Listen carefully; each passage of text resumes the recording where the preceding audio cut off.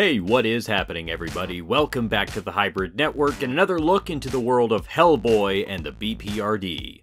I've gone over quite a few members of the illustrious Bureau for Paranormal Research and Development, from the aquatic ape sapien, the fiery Liz Sherman, Johann Kraus, Roger the Homunculus, and so on and so forth. Today I wanted to go over someone that I don't think a lot of people outside of the comic series really know, which is a shame because she's actually a pretty interesting character within the framework of Hellboy's world and the further development of the BPRD after his departure. That woman is Kate Corrigan, who started out as just a mere consultant on occult affairs and artifacts, but since then has become one of the most prominent members of the Bureau and one of Hellboy's closest friends. Without further ado, let's take a look.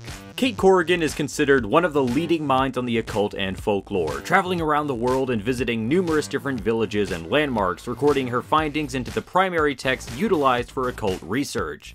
During her tenure as a professor, she began to work as a consultant for the Bureau for Paranormal Research and Development, and soon after met the top agent of the organization, Hellboy. In 1984, she had set up interviews with the agent in the attempt to release a book based on his story. However, as the two grew closer, the book was abandoned. Out of all the people at the BPRD, Hellboy considers Kate to be his closest friend, and one of the few people he can talk to on a personal level. Despite being with the Bureau for years, Kate wouldn't actually see any field work until 1994, when she joined Hellboy on a trip to Griart, an old Balkan village with some disturbing history behind it. Through her own knowledge on folklore, she was able to determine that the town was actually St. August, where the town was cursed by denizens transforming into terrible werewolf creatures. Both she and Hellboy struggled to survive against the onslaught, but despite the scare, this was Kate's first real taste of field work, and she was ready for more. A few years later, during the events of Conqueror Worm, she's one of the only people that Hellboy bothers to say goodbye to, frustrated by the Bureau's cold-hearted nature towards Roger and other field agents, deciding that he needs to find himself somewhere far away from the Bureau. After this discovery, Kate found herself promoted to a higher-ranking position within the BPRD, becoming the Director of Field Operations in 2002. She finds herself in a battle with maintaining the trust she had cultivated with the field agents, while also dealing with the far more bureaucratic operations of the Bureau.